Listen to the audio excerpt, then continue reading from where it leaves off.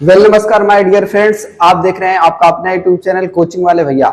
दोस्तों, आज का वीडियो बहुत ही इंपॉर्टेंट है क्योंकि इस वीडियो में हम डिस्कस करने वाले हैं हाउ टू स्टडी स्मार्टली, यानी कि पढ़ाई को अच्छे तरीके से कैसे किया जाए। तो जब हम स्मार्टली की बात करते हैं तो हमारा मेन फोकस होता है कि कम समय में हम ज्यादा से ज्यादा रिजल्ट कैसे प्राप्त करें।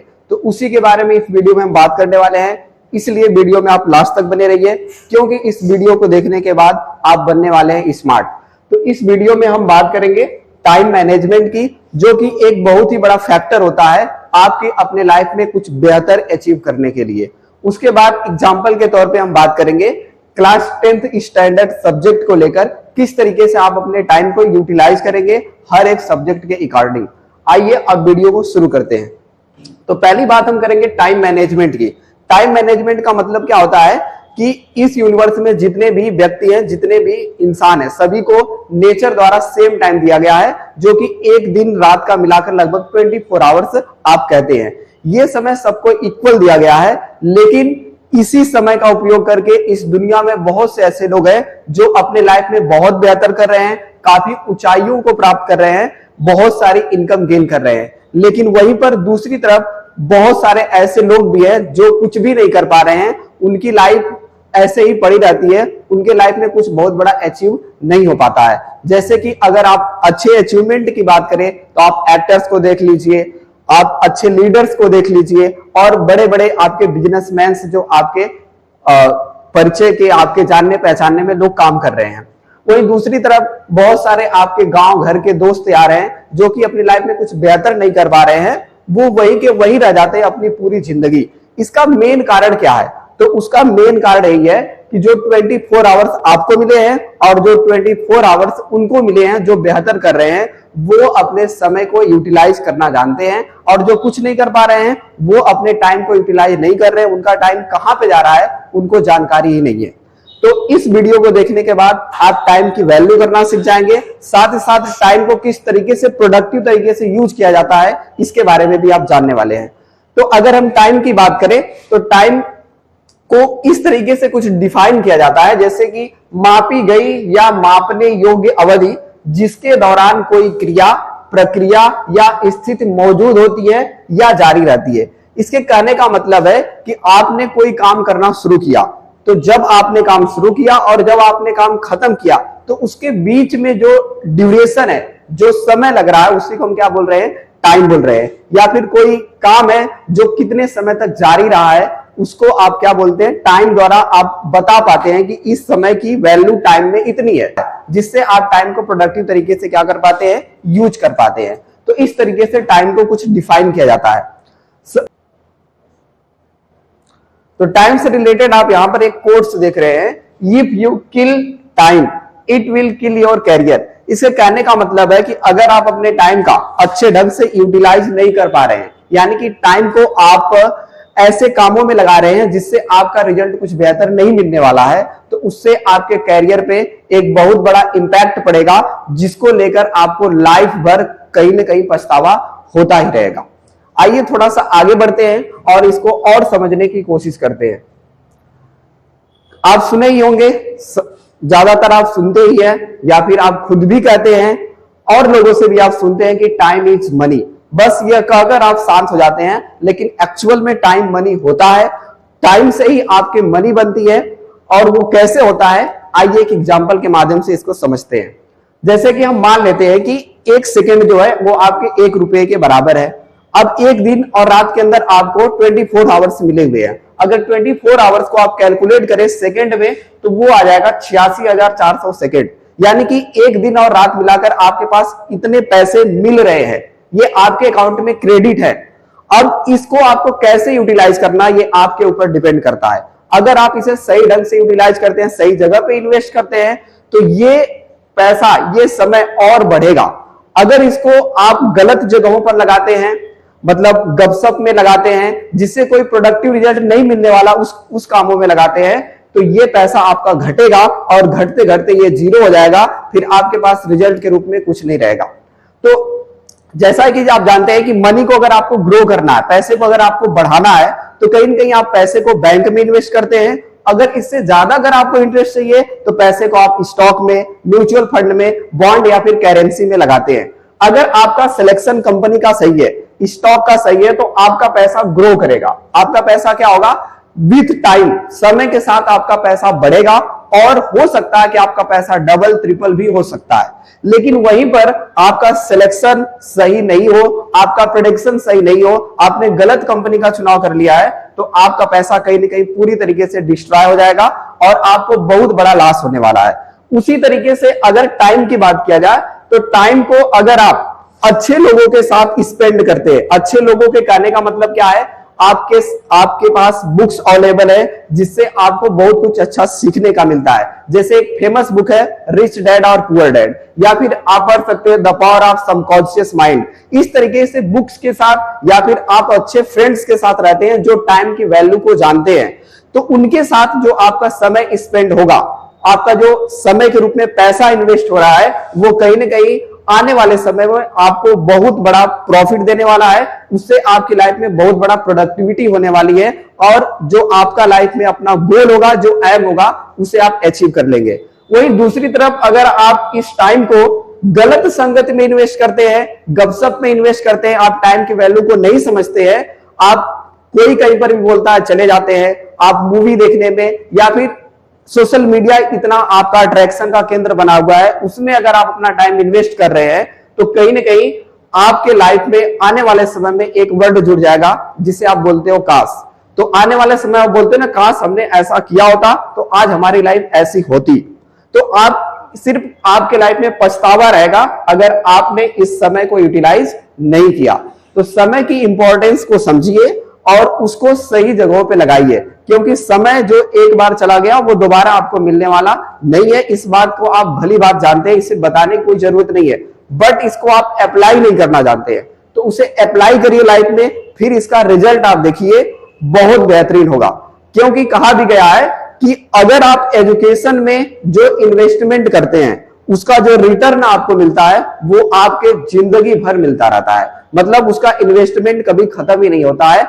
अगर पैसे के इन्वेस्टमेंट तो कुछ समय बाद रुक भी सकता है, लेकिन टाइम में किया गया इन्वेस्ट सही जगह, वो आपको जिंदगी भर उसका रिजल्ट प्रॉफिट ही होता है। अब एग्जाम्पल के माध्यम से समझते हैं कि इस समय को यूटिलाइज आप कैसे कर सकते हैं। तो एग्जाम्पल के लिए हम 10th स्टैंडर्ड लेकर चलते हैं। जो 10th स्टैंडर्ड के बच्चे जो पढ़ाई करते हैं, यही एग्जाम्पल क्यों लिया गया है, क्योंकि अगर आप स्टडी की बात करें तो 10th स्टैंडर्ड से आप स्टडी में ज्यादा इन्वॉल्व होते हो और यही से कहीं ना कहीं आपका स्टडी एक स्टैंडर्ड बेस भी पकड़ता है। यही से अगर आप पढ़ाई में अच्छा करना चाहते हो तो यही से आपकी पढ़ाई को मजबूत बन जाती है। लेकिन अगर आप अच्छे से नहीं पढ़ते हैं तो आपकी पढ़ाई वीक हो जाती है, आपके सब्जेक्ट्स वीक हो जाते हैं। तो आइए कुछ डेली रूटीन में इस तरीके से हम समझ लेते हैं कि मान लीजिए कि कोई स्टूडेंट है, वो कहीं ना कहीं 6 आवर्स अप्रोक्सीमेटली स्कूल में स्पेंड कर देता होगा और कहीं ना कहीं वो एक आदमी को हेल्दी रहने के लिए सोना भी जरूरी है, तो लगभग उसे 6 आवर्स कम से कम सोना ही चाहिए। तो मान लीजिए 6 आवर्स वो सोता भी है और साथ ही साथ 2 आवर्स अगर वो एडिशनल कोई कोचिंग ज्वाइन कर लेता है तो वहां पर उसका स्पेंड होता है। इसके अलावा 4 आवर्स एडिशनल मतलब आने जाने में और भी डेली रूटीन होते हैं, उन चीजों में उनका खर्च हो जा रहा है। इसके अलावा 2 आवर्स हम इसमें ऐड कर लेते हैं इंटरटेनमेंट के लिए, यानी कि आप हमेशा कुछ न कुछ करते तो थोड़ी रहेंगे, तो आपको इंटरटेनमेंट के लिए भी तो कोई टाइम चाहिए ना। तो 2 आवर्स हमने इंटरटेनमेंट के लिए ऐड कर लिया। अगर इन सभी को हम 24 आवर्स में से माइनस कर दे तो आपके पास अभी भी बचते हैं 6 आवर्स। आपके पास अभी भी टोटल कितने बच जा रहे हैं, 6 आवर्स। अब इन 6 आवर्स को यह स्टूडेंट अपने सब्जेक्ट को किस तरीके से यूटिलाइज करें उसके बारे में समझते हैं। तो अगर हम बात करें हाई स्कूल की, तो ये कुछ मेजर सब्जेक्ट हैं, इसके अलावा भी अदर सब्जेक्ट होते हैं जो कि अलग अलग स्टूडेंट्स के होते हैं, तो वो अपने हिसाब से अपने टाइम को मैनेज कर सकते हैं। तो मेजर सब्जेक्ट में अगर बात करें तो साइंस है, मैथ है, हिंदी है, इंग्लिश है, एसएसटी है, इसके अलावा आपका आर्ट या फिर संस्कृत हो जाता है। तो लगभग 5 to 6 सब्जेक्ट एक एवरेज स्टूडेंट के पास होते हैं। अब उसके पास बचे हैं 6 आवर्स। तो 6 आवर्स में वो क्या कर सकता है, तो 6 आवर्स आपके पास बच रहे हैं और साथ ही साथ आपके पास 6 सब्जेक्ट भी बच रहे हैं। अगर इसको आप कैलकुलेट करें तो आपका पर सब्जेक्ट आपका आ जाएगा पर हावर, यानी कि एक सब्जेक्ट के लिए आपको मिलते हैं 1 घंटे। तो 1 घंटे आपको एक सब्जेक्ट को पूरा ही नहीं पढ़ना है, आप एक सब्जेक्ट को नियर अबाउट 40 to 45 मिनट ही पढ़ेंगे। और इसमें आपको करना क्या है, अब आप कहीं ना कहीं स्कूल में भी पढ़ रहे हैं, साथ ही साथ कोचिंग भी पढ़ रहे हैं, तो सबसे बड़ा सवाल तो यही पर आपका आएगा कि सर हम स्कूल का पढ़े या फिर कोचिंग का पढ़े। बच्चे इसमें कंफ्यूज रहते हैं। तो कहीं ना कहीं अगर बच्चे कोचिंग कर रहे हैं, अगर वो कोचिंग कर रहे हैं तो कहीं ना कहीं उनको स्कूल में जो पढ़ाया हुआ सब्जेक्ट अच्छे से समझ में नहीं आ रहा है। तो स्कूल और कोचिंग से बचने के लिए वो क्या करेंगे, स्कूल में जो सब्जेक्ट उनको पढ़ाया जा रहा है उसका काम वहीं पर खत्म कर ले, उसका फेयर बनाना, उसका होमवर्क करना हो, स्कूल में ही उसे खत्म करने की कोशिश करें, घर पे उसका कोई काम न बचे। और घर पे आने के बाद वो कोचिंग के नोट्स को प्रिफर करें रिवाइज करने के लिए। तो एक सब्जेक्ट को 1 घंटे 40 to 5 मिनट आपको देना है, और इसमें आपको उन सब्जेक्ट को रेगुलरली पढ़ना है। तो इसमें आप फर्स्ट पॉइंट जैसे यहां पर आप देख रहे हैं, रेगुलर स्टडी इज सब्जेक्ट। ऐसा नहीं कि आपका इंटरेस्ट अगर मैथ्स में है तो मैथ्स को पढ़े, अदर सब्जेक्ट छोड़ दे, साइंस में है तो साइंस को छोड़ दे। तो जिस सब्जेक्ट को आप छोड़ेंगे वो सब्जेक्ट आपका वीक होता चला जाएगा। इसलिए हर एक सब्जेक्ट को इक्वल इंपॉर्टेंस देते हुए पर डे सबको रिवाइज करना है, पढ़ना है। अब पढ़ेंगे आप कैसे पढ़े कि आपको जल्दी चीजें रिमेंबर हो जाए। तो इसका बहुत ही आसान और सिंपल तरीका क्या है, जैसे कि आपने कोचिंग या स्कूल में कोई भी लेक्चर अगर आपने अटेंड किया और उसके आपने नोट्स बनाए, और घर पे जब आप पहुंच रहे हैं कोचिंग या स्कूल से, तो इस नोट्स को तुरंत लर्न करने की कोशिश करें। कोशिश ही नहीं करें बल्कि इसे पूरे फोकस के साथ लर्न करें, और आप देखेंगे कि आपके साथ कुछ जादू होगा और यह बहुत ही कम समय में आपको लर्न हो जाएगा। इसका साइकोलॉजिकल रीजन यह है कि जब आप तुरंत जाकर आप घर पे पढ़ाई करेंगे तो आपके दिमाग में वो इमेज रहेगी जैसे टीचर ने हर एक टॉपिक को आपको क्लियर किया था। तो वो इमेज आपके दिमाग में बनी रहेगी, उस इमेज के माध्यम से आपको चीजें बहुत ही जल्द लर्न हो जाएगी, आपको ज्यादा रटना नहीं पड़ेगा और आप समझ कर लर्न करेंगे। यहीं पर अगर आप इसको बाद में पढ़ते हैं, यानी कि जब बोला जाए कि टेस्ट होगा या फिर कोई एग्जाम होने वाला है आपका, उस समय अगर आप उसे पढ़ने जाएंगे तो वो आपके लिए फ्रेश हो जाएगा और फ्रेश चीज आपको जल्दी समझ में नहीं आएगा। फिर आपके पास एक ही विकल्प होगा, उसे आप रटेंगे, और रटंत विद्या इज इक्वल टू घटंत विद्या, ये आप जानते ही हैं। तो आप रटेंगे तो वो जल्दी ही आपके दिमाग से निकल जाएगा, आपको ज्यादा समय तक याद नहीं रहेगा। तो हर एक सब्जेक्ट को आपको इक्वल इंपॉर्टेंस देनी है, यानी कि हर एक सब्जेक्ट को रेगुलर पढ़ना है। ये नहीं हाउ आपको छोड़ना नहीं है किसी चीज को। अगर कभी भी मान लीजिए कोई सब्जेक्ट आपका छूट जाता है तो उसे जो समय आपका संडे को बचता है या फिर कभी छुट्टी में बचता है तो उन छुट्टियों में उस टाइम को कवर कर लेना चाहिए। सब्जेक्ट जो छोड़ेंगे वो आपका वीक होगा, इस वजह से उस सब्जेक्ट में आप वीक होते जाएंगे और वो सब्जेक्ट आपका पूरी तरह से कमजोर हो जाएगा। तो ध्यान रहे, सब्जेक्ट कोई नहीं छोड़ना है, सबको इक्वल इंपॉर्टेंस देके पढ़ना ही पढ़ना है।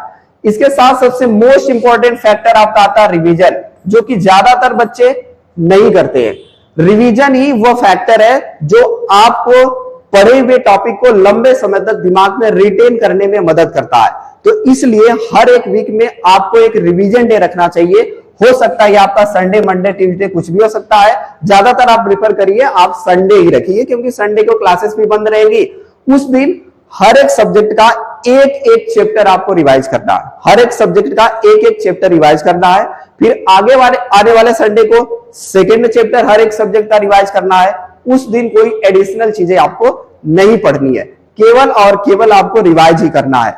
ये रिवीजन, मान लीजिए कि आपने पहले दिन जिस टॉपिक को याद करने में 1 आवर्स दिया था, दूसरे दिन जब आप उसे रिवाइज करेंगे तो वो टाइम आपका कम हो जाएगा, 45 मिनट, 30 मिनट। इस तरीके से आप जितनी बार रिवाइज करेंगे कम समय में आप देखेंगे कि उनको पढ़ पा रहे हैं और वो चीजें आपको समझ में आ पा रही हैं, और ये लंबे समय तक आपके दिमाग में रिटेन रहेंगी और एग्जाम में बहुत ही मदद करने वाली है।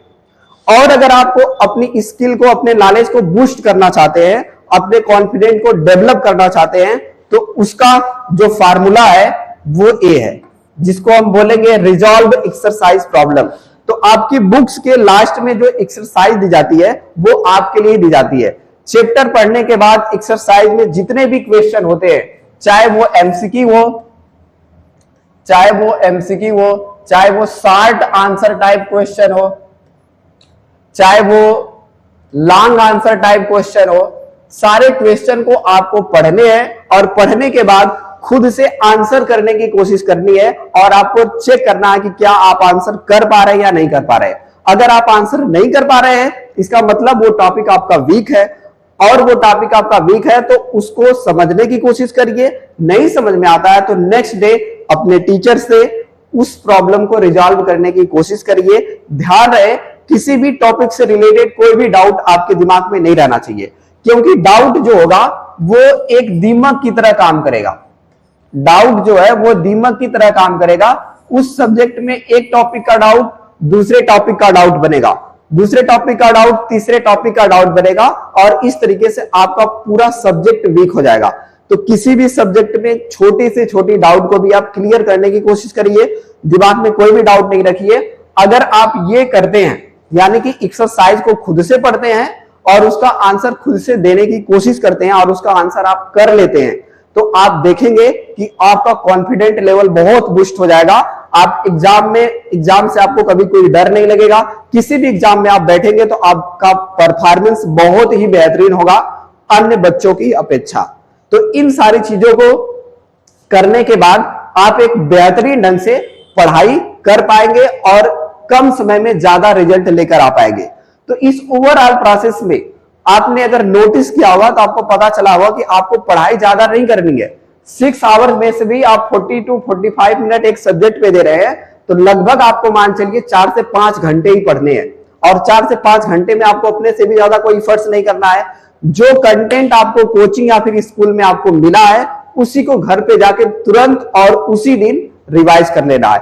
नेक्स्ट डे पे कोई काम नहीं छोड़ना है, क्योंकि आपको भी पता है कबीरदास जी का दुआ, काल करे सो आज करे, आज करे सो अब, पल में प्रलय होएगी बहुरी करोगे कब। तो इसको आप अपने जीवन में अप्लाई करिए। आज का काम आज खत्म करिए, कल पे नहीं छोड़िए। अगर आप ऐसा करेंगे तो आप एक लूप में फंस जाएंगे और वो लूप आपको बहुत ही नुकसान करेगा। तो अगर आप रोज का काम रोज खत्म नहीं करते हैं तो आपके साथ होगा क्या, उस चीज को समझ लीजिए। आप आज जो आपको पढ़ाया गया, आज आपने नहीं पढ़ा तो ये कंटेंट आपका छूट गया, नहीं पढ़े आप। सेकेंड डे पढ़ाया गया, ये भी कंटेंट आपका छूट गया। थर्ड डे पढ़ाया गया, ये भी कंटेंट आपने नहीं पढ़ा, अच्छे ढंग से नहीं समझा, तो ये कंटेंट आपका इकट्ठा होते जा रहा है। अब जब ये कंटेंट आपका इकट्ठा हो जाएगा तो आप इसे पढ़ेंगे कब? जब आपका एग्जाम होगा या फिर कोई टेस्ट होगा। तो जब उस समय पढ़ना शुरू करेंगे तो आप इस डाउट में आ जाएंगे कि क्या पढ़े क्या नहीं पढ़े। आप किसी भी सब्जेक्ट का एक चैप्टर पढ़ना शुरू करेंगे, तब तक ख्याल आएगा दूसरे चैप्टर का, वो उठाएंगे तो ख्याल आएगा तीसरे चैप्टर का, और इस तरीके से आप किसी भी चैप्टर को अच्छे ढंग से नहीं पढ़ पाएंगे, क्योंकि आपके पास कंटेंट ज्यादा है। आपको समझ में नहीं आएगा कि हम पढ़े क्या। लेकिन वहीं पर ये भी काम आपने कंप्लीट कर लिया है उसी दिन, ये भी काम आपने कंप्लीट कर दिया उसी दिन, ये भी कंप्लीट है उसी दिन। तो अब आपको टेस्ट या फिर एग्जाम के समय में इसे केवल रिवाइज करना होगा, और रिवाइज करने में आपको भी पता है कि समय कम लगता है और अच्छे ढंग से चीजें आपको समझ में आती है। अब यहां पर इसे रटेंगे नहीं, केवल रिवाइज करके दिमाग को उसे समझाने की कोशिश करेंगे कि आपने जो पढ़ा था, जो स्टोर आपके माइंड में हुआ, उसे आप फ्रेश करेंगे केवल। तो इसलिए इस टॉपिक पे बहुत विशेष ध्यान दीजिए। रिवीजन साथ ही साथ एक्सरसाइज के क्वेश्चन खुद से करिए, आपका कॉन्फिडेंट लेवल बहुत ही बढ़िया हो जाएगा और आपको फिर एग्जाम से कभी डर नहीं लगेगा। आई होप आपको यह वीडियो बहुत ही पसंद आया होगा। आपको यह वीडियो कैसा लगा है कमेंट सेक्शन में जरूर बताएं। इस वीडियो को अपने दोस्तों के साथ और अपने अन्य फ्रेंड सर्कल के साथ शेयर करना ना भूलें। अगर इस चैनल पे आप नए रहे हो तो चैनल को सब्सक्राइब करिए और बेल आइकन को प्रेस करना ना भूलें, ताकि आने वाली वीडियो का लेटेस्ट इंफॉर्मेशन सबसे पहले आपको मिले। नेक्स्ट वीडियो में हम बात करेंगे कि किस तरीके से आप साइंस और मैथ में 100/100 अचीव कर सकते हैं। तब तक के लिए धन्यवाद।